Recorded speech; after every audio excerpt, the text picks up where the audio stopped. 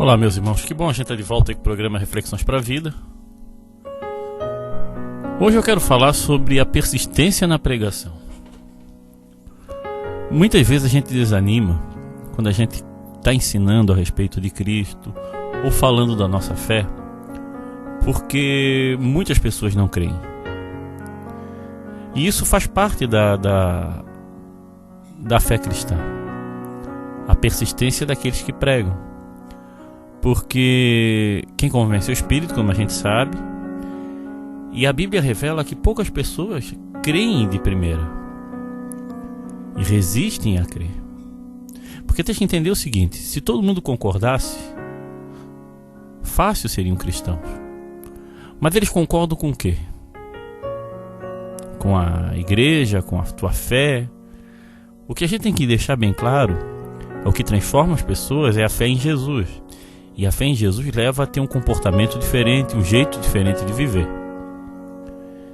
E por mais que tu pregue bem, por mais que tu ensine com amor, com carinho, por mais que você ache, né? A gente acha às vezes que está ensinando de maneira tão clara, para muitas pessoas é loucura. Olha só o que aconteceu aqui. Paulo está em Atenas. A gente sabe que Atenas é o berço da cultura ocidental.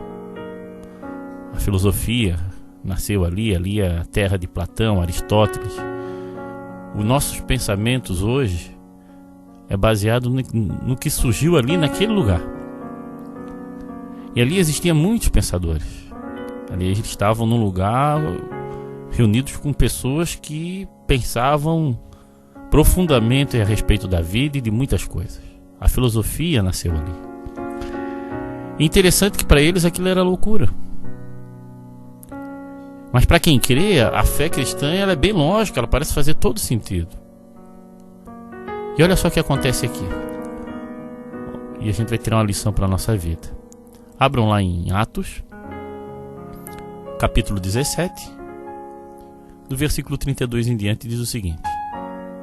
Ele estava pregando, ele falou do Deus desconhecido, ele falou de uma maneira bem agradável a respeito do porquê Jesus é o caminho, a verdade e a vida. Ele evangelizou mesmo, usando uma linguagem que aquele povo entendia. E quando ele acabou de falar, olha só o que aconteceu. Quando ouviram Paulo falar a respeito da ressurreição, alguns zombaram dele, mas outros disseram: em outra ocasião queremos ouvir você falar sobre este assunto. Então Paulo foi embora dali, mas algumas pessoas creram e se juntaram a ele. Entre essas estavam Dionísio, que era membro da Câmara Municipal, e uma mulher chamada Dâmaris, e mais outras pessoas. Amém, irmão? Até aqui. Então a gente vê que nesse capítulo nem todos creram. A grande maioria não creu, mas alguns creram. Então o que eu quero que a gente pense hoje é sobre isso.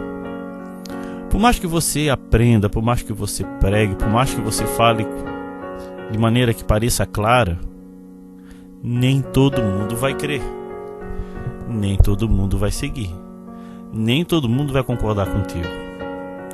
Então uma das lições que a gente tem que tirar desse texto é que a gente tem que ser persistente, continuar pregando, continuar ensinando de maneira clara, bem objetiva, bem esclarecedora, vamos dizer assim.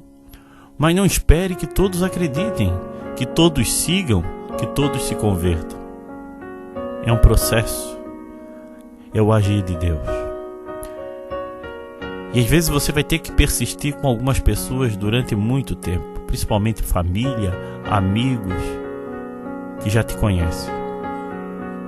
Porque no lugar deles olharem para a mensagem, eles vão olhar muitas vezes mais para você do que para a mensagem do que você está falando. Então a primeira lição desse texto é que a gente deve persistir. Segunda lição é que nem todo mundo vai crer. Infelizmente isso é uma verdade bíblica. Nem todos vão crer.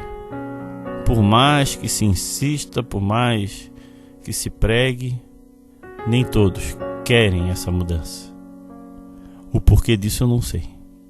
Talvez orgulho humano, né? Mas o fato é que nem todos creem.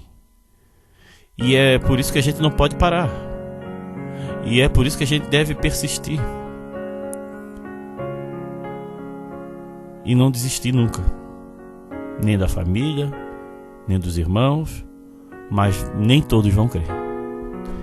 E quando tu entende isso, você não se frustra, você não coloca a culpa em você mesmo. Ali a gente vê o grande apóstolo Paulo pregando de maneira tão fantástica, daquela sabedoria que ele usou falando do Deus desconhecido.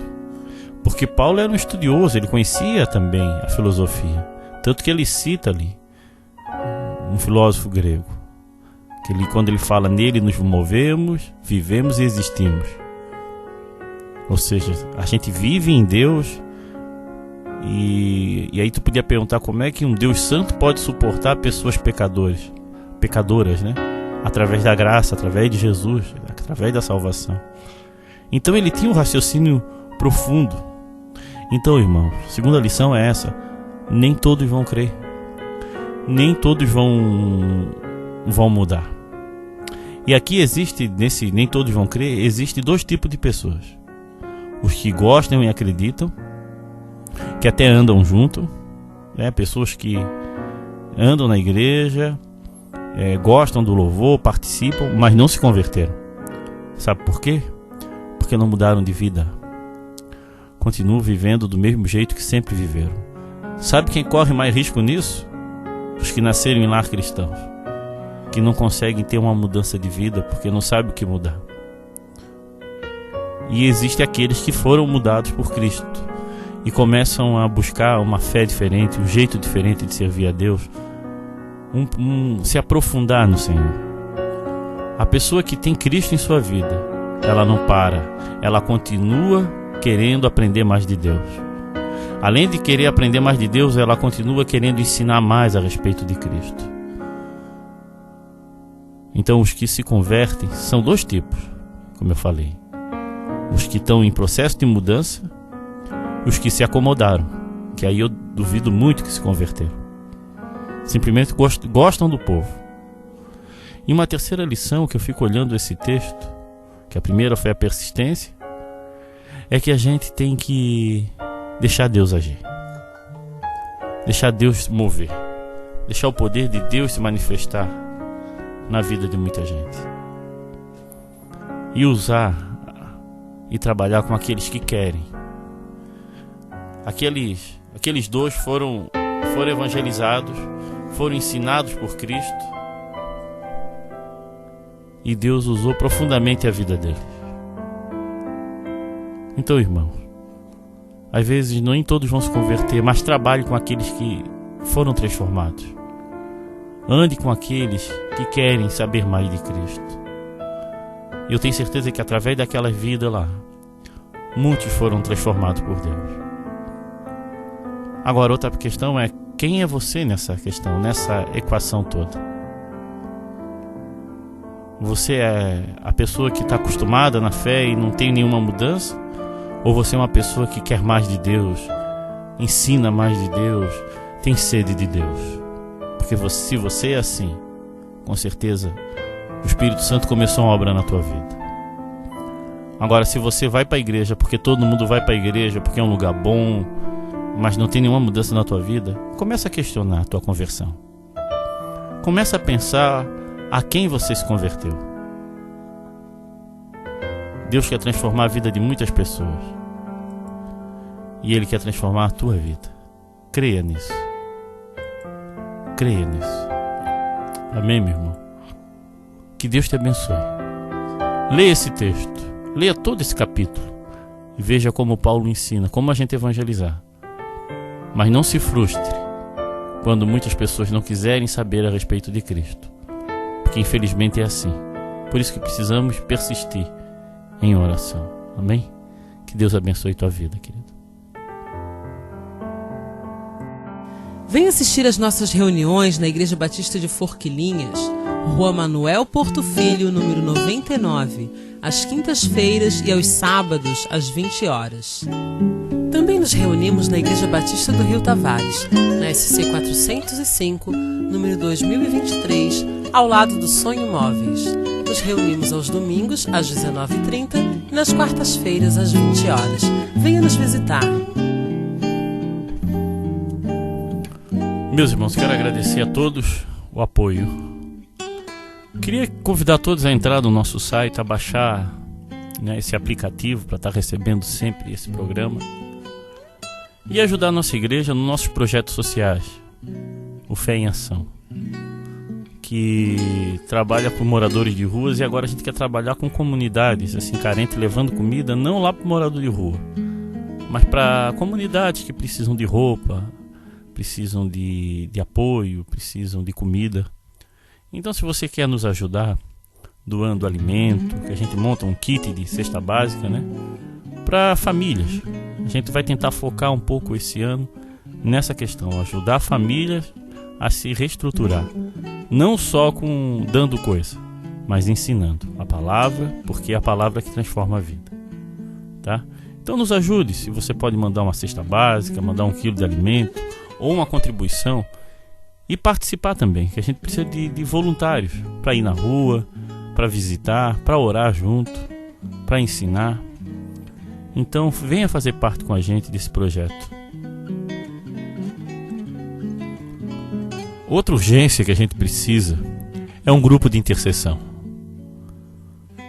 Eu quero criar um grupo que vai orar por vidas, orar pelos ministérios, orar pelas pessoas. Eu já criei um grupo no WhatsApp, mas eu gostaria que a gente se reunisse mais e aprendesse da palavra e orasse e clamasse ao Senhor por mudança em nosso país, no nosso estado, em nossas vidas. Então, se você quer realmente ver o agir de Deus, se una a gente em oração. Ore por esse projeto. Ore por aqueles que precisam de salvação. Muitas pessoas pedem ajuda, pedem socorro. Então, de repente, você tem um chamado para isso. Então, venha fazer parte, tá?